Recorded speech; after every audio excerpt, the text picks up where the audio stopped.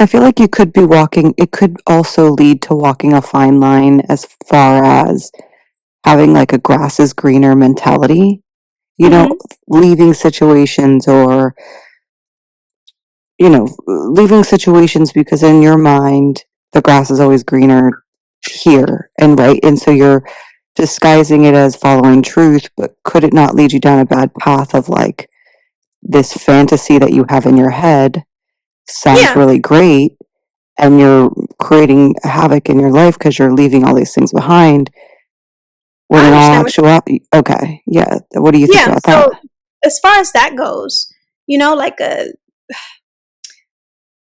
have you ever tried to tell yourself that I'm just making this up? I am not really truly feeling that this isn't the environment for me. I'm just making this up, and then tried to stay in that environment. Have you ever done that?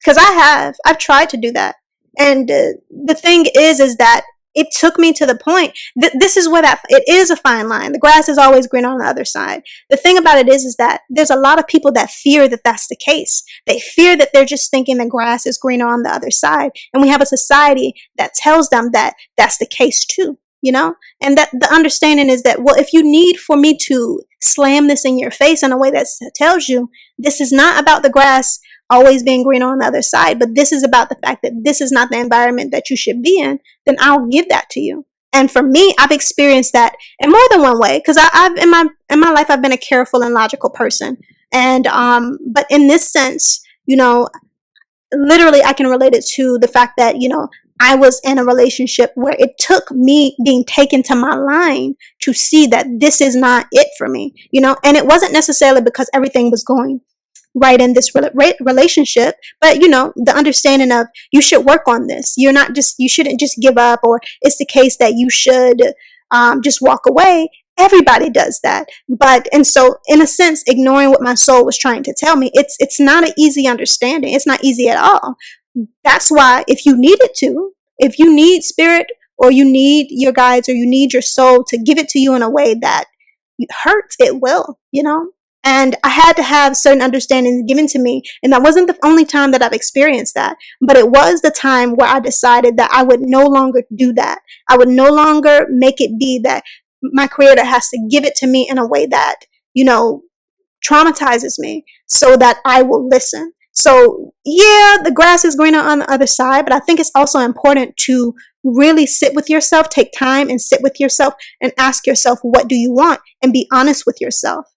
So to circumvent that, if you're trying to figure out if it's about the grass being greener on the other side, take some time to yourself, whatever the case may be, as much as you can, and figure out what is going on with you. What do you actually want? Because often you do know what you want.